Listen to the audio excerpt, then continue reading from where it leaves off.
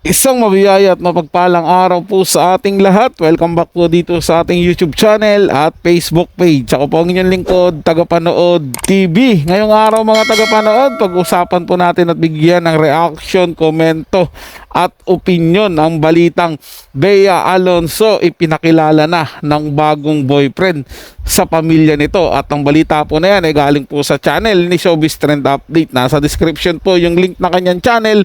Bisitahin po at pakisuportahan na rin. Kaya naman, wag na nating patagalin to. Simulan na po natin ang ating reaction video sa araw na to mga tagapanood.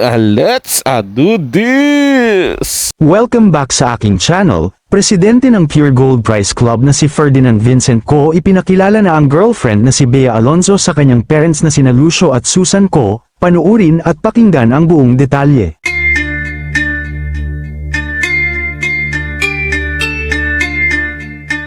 Napakaganda nga ngayon ang itinatakbo ng relasyon ng negosyanteng si Vincent Co at aktres na si Bea Alonzo.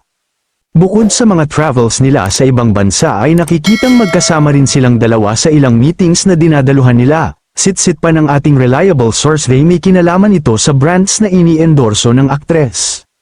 Bilang president ng nasabing one-stop shop supermarket ay maraming kumakausap sa kanya ng mga kilalang brands, at sa bawat brand ay may kanya-kanya silang mga endorsers at lahat ng pa-events ng Pure Gold ay may partisipasyon ang bawat brand. Kaya naman dahil sa mga meetings at dinadaluhan nila, lalong-lalo na si Bea dahil sa kanyang mga endorsement, ay nakilala niya si Vincent na madalas din present dahil sa mga importanteng meetings, hanggang sa maging friends sila na nauwi sa pagkakaibigan.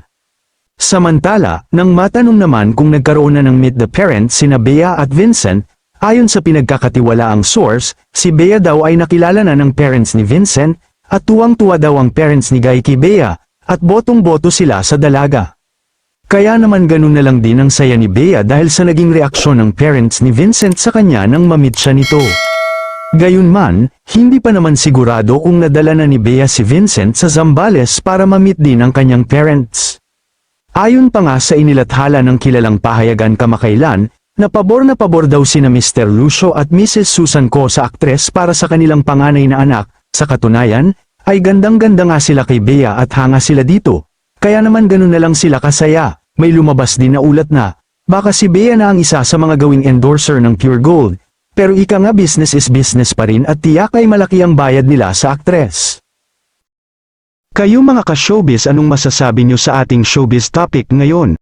Sa akin mga tagapanood, magandang bagay yon na pinapakilala na nila yung isa't isa doon sa kanila kanya-kanyang pamilya nila, 'di ba? Para masigurado na at nakilatis na po nila kung anong pagkatao meron yung bawat isa, kung paano kikilatisin ng kanilang mga pamilya yung isa't isa, 'di ba? Mas maganda po 'yon mga tagapanood na bago pa lang mas kinikilala na nila para pagdating ng araw hindi po sila magsisihan na hindi ko masyadong nakilatis yung girlfriend mo o yung boyfriend mo kaya nauwi kayo sa gantong hiwalayan o kaya napakapangit pala ng ugali nun, napakapangit pala ng pagkataon, mga ganun po mga tagapanood. Kaya ako, saludo po ako sa mga ganyan tao na kayang ipagmalaki, kayang iharap yung taong minamahal niya doon sa pamilya niya.